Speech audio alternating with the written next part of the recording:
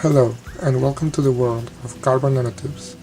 Today we are going to be learning about the revolutionizing discovery of this new carbon structure and the reason behind their surprising instant fame among the scientific community.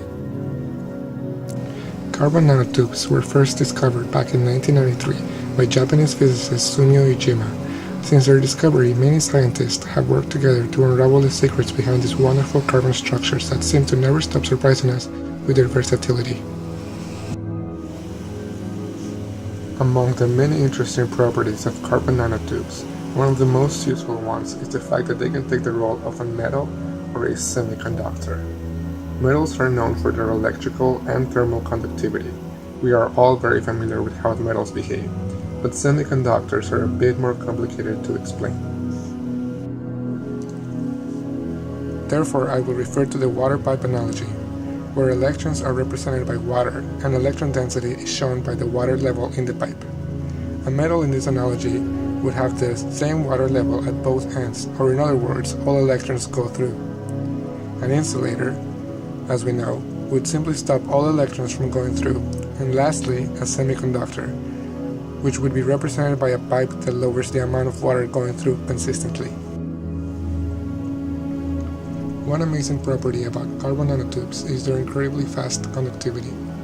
Nowadays, we can direct electricity wherever we want using metal wires that serve as roads for electrons to travel. With carbon nanotubes, we can create nanowires that can achieve speeds several times faster than conventional wires. Certain kinds of carbon nanotubes act as electron highways. They form paths for electrons to travel that outperform any other kind of wire. On top of their incredibly high conductivity, scientists have confirmed they are officially stronger than steel, and of course, far lighter. This makes them one of the best materials for building nanostructures that are sure to withstand any possible application. It is not hard to believe why these structures are as strong as they are, for their atomic structure shares many similarities to that of diamonds. Like diamonds, they are only formed of carbon atoms that bond strongly together. But in reality, carbon nanotubes are more closely similar to graphene. Yes, the ink in your pencils, which is simply a one-dimensional hexagonal arrangement of carbon atoms. You can in fact form a carbon nanotube just by rolling up a single sheet of graphene, which is of course close to impossible, but in theory, their structure is that simple.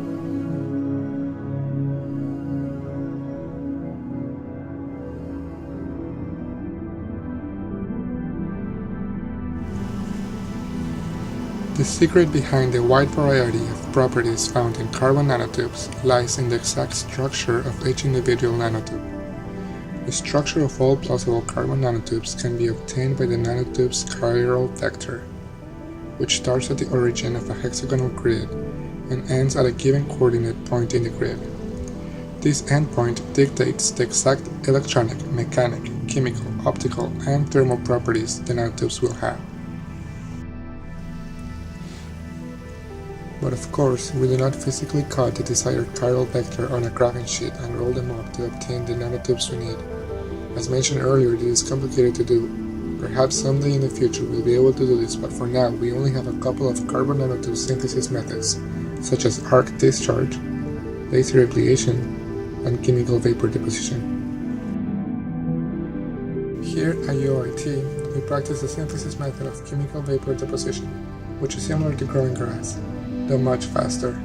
We start by vaporizing two chemicals, ferrocene, which contains the carbon atoms, and a catalyst which allows for the carbon nanotube structure to begin growing in a silicon wafer, which sits inside the furnace that reaches a temperature as high as 1,000 degrees Celsius. Once the nanotubes are done growing, we remove the silicon wafer, which is now covered in a forest of millions of carbon nanotubes. The nanotubes grown in the silicon wafer have different diameters and structures, and thus their properties can vary greatly from one another. One of the biggest hurdles in carbon nanotube technologies is the difficulty of separating all of these different nanotubes from each other. When it comes to application, companies need nanotubes with specific chiral vectors for their devices. This problem sparked a whole new science in the field of carbon nanotubes, which is the separation and characterization of individual nanotubes. Separation techniques are complicated but fascinating. Finding a way to separate carbon nanotubes by specific chirality in bulk is considered to be the biggest breakthrough in the field today. The success of carbon nanotubes lies solely in finding a good separation technique.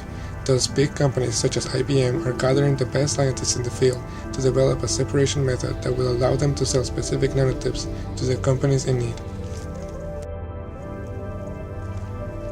In UOIT, we have worked with the separation technique of gel chromatography, which uses a surfactant that's similar to hand soap and cases molecules of certain diameters.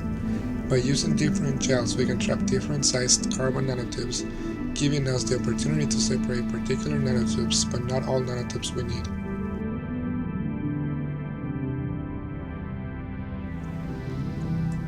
Perfecting separation techniques will bring about an exciting new future. Who knows what kind of technologies will inevitably arise from this breakthrough, but for now we can only theorize nanomachines based on the properties we have discovered about each individual nanotube. Such machines might revolutionize devices such as computers, solar cells, medical equipment, and many other technologies involved in the nano world.